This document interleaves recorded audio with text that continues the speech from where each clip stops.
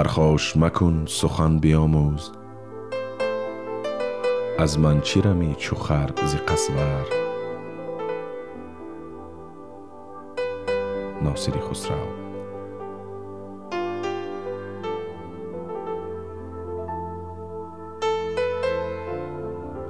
مشک از سخن نافه او خاطر دانا، من ای بود آن مشک که از نافه برآرند.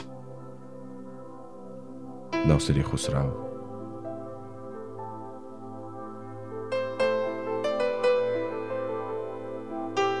آن که بود بر سخن سوار، سوار اوست،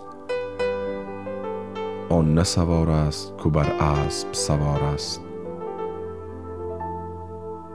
ناصری خسرو.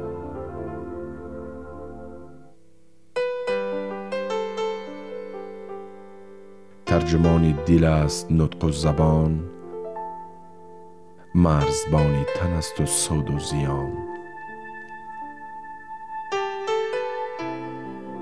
ابوالمجد سنایی.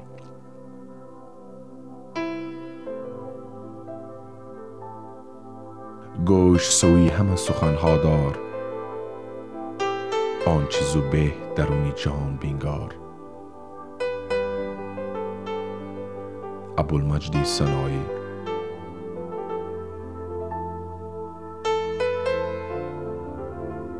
سخن باید بدانش درج کردن، چو زر سنجیده آنگه خرج کردن. نظامی گنجوی.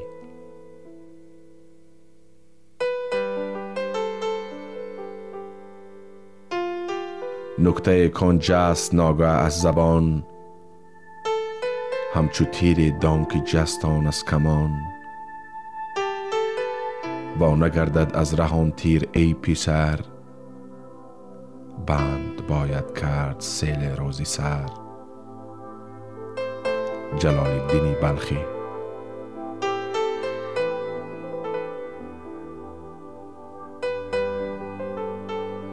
عالمی را یک سخن ویران کند، روبهانی مرده را شیران کند.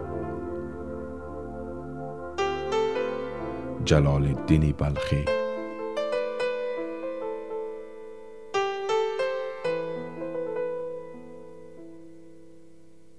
زبان در دهان ای خردمند چیست، کلیدی در گنج صاحب هنر. چو در بسته باشد چی داند کسی، که جوهر فروش است یا پیله ور. سعدی شیرازی.